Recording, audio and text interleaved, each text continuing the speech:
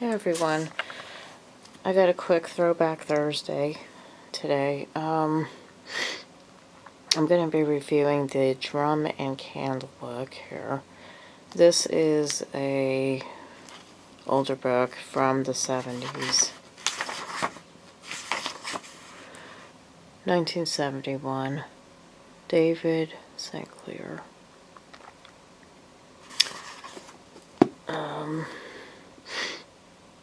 So this is a pretty good book. This is kind of in the same vein as The Serpent and the Rainbow, which I did a video on The Serpent and the Rainbow. It was a much earlier video, so if you guys want to look at that one, you can go ahead and look at it. This is like Serpent and the Rainbow.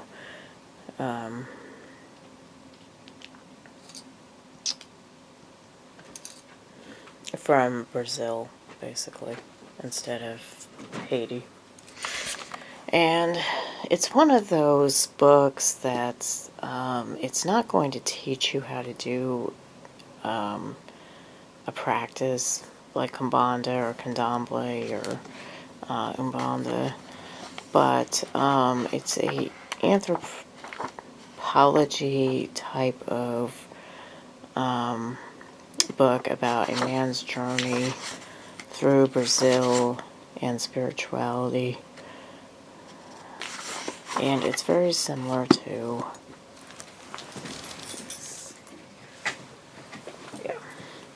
it's similar to this one. I'm going to be reviewing this one eventually. I haven't gotten to it yet. I haven't read it.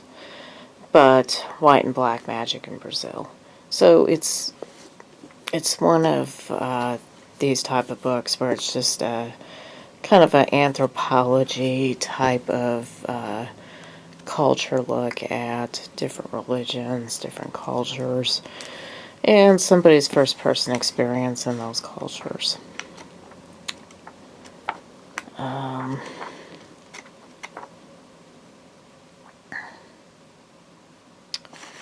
So this is probably like one of the best books, honestly, to come out about Kumbanda.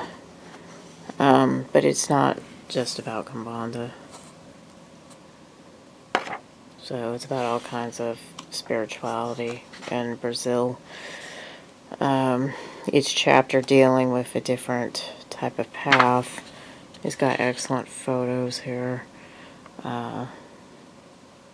There's a guy eating entrails out of a live chicken. His teeth there. Wanda's very sinister path.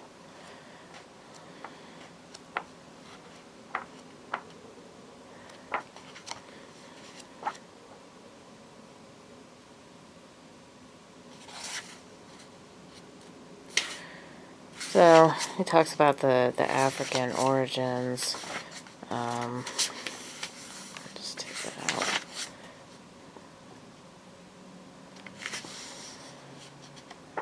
Talks about people he was staying with. What these temples look like. Kind of the possession that a lot of people are involved in and the spirit overtakes them. So he's got some pontos here. Free shoes.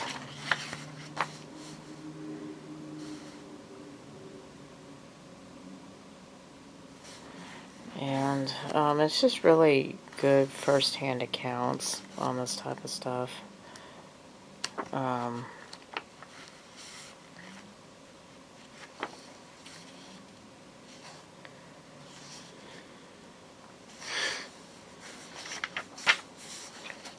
Actually a really good chapter in here where he finds out that a maid that was working for him actually threw a hex on him to prevent him from leaving because she didn't want to lose her house and her job.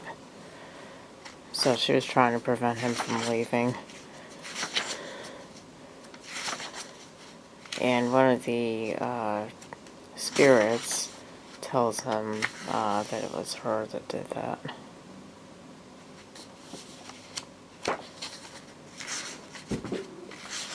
So he's hexed by his own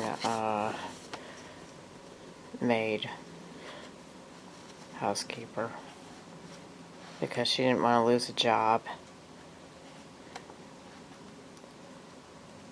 So it's just interesting stories like that. One time he's on a beach and they're doing a ceremony where they're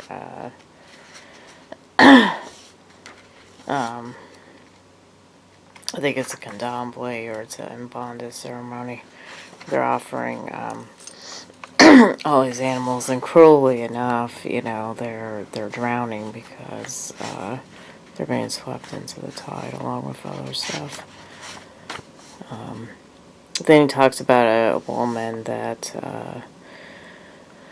offers some alcohol drink to issue to get something done for her. So he talks about all these different spiritualities that are going on, his experience with seeing people going into a type of hysteria in the temples and all that. Overall, it's a good book. It's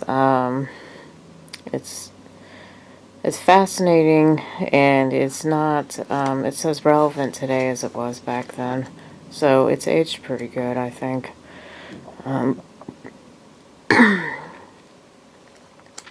Some of these books have been cited for being kind of sensational. A lot of them came out in the 70s and early 80s. But I would say that they're pretty good.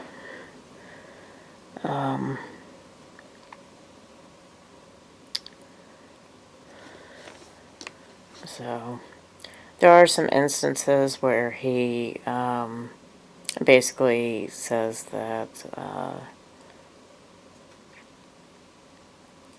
lot of these people are poor, desperate peasants. They're uneducated, that they get into this stuff and all that. So he looks at that's actually the author right there. He looks at it through kind of a scientific, rational Western mind. Like why these people are so desperate and into this stuff. And he's found out that like a lot of these people are poor because Brazil is a poor country economically. It is kind of considered a third world country. So there's a lot of superstitious nonsense, that goes on, that keeps these traditions alive.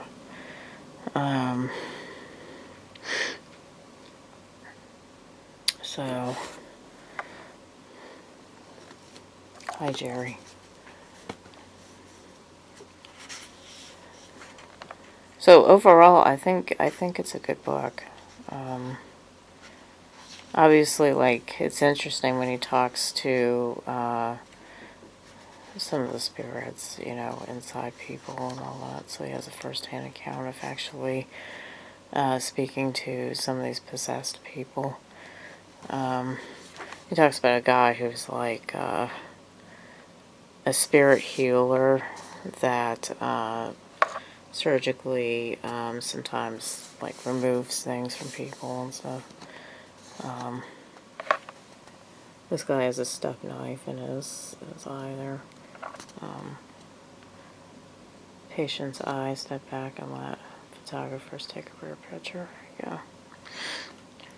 So there's all kinds of miraculous things that happen during these ceremonies, and they're not, So he spends a lot of time with Mbanda in this book, because it's like the more Catholic side of spirituality in Brazil. But it's really like the very last chapters that he really gets into the Kimbanda stuff. the black magic stuff more. But talks about regular spiritism too, which kind of came out in Brazil, and does a pretty good job explaining the different religions and different spiritual paths and ceremonies that they do, different temples, houses. So, it's the first-hand experiences and accounts of Brazilian voodoo and spiritism. So I highly recommend this. I think it's available online in kind of a cheap price. I got lucky and found this in a bookstore, actually, recently. But I had heard that it was a good book, and I think it's on Amazon sometimes, too. But, yeah, I highly recommend it. So, and like I said, it's pretty similar to this one. I'm going to be getting to this one, getting into it pretty soon. So, but anyway, if you think that this looks like a good book, please leave a comment in the comment section. I really appreciate it when you guys, give some good feedback about these Throwback Thursday videos. Yeah. So, I'm going to be doing a book review on the Turner Diaries on Rumble. I can't put it on YouTube because, I kind of risk my channel getting pulled. So if you guys are interested in that, I highly suggest that you go to the Rumble channel and check it out. It's called Swart. SWARTT. So be sure to check that out. If you're not offended by that stuff, I know some people subscribe to my channel probably won't like it, but that's one of the reasons why I'm not putting it on YouTube. So,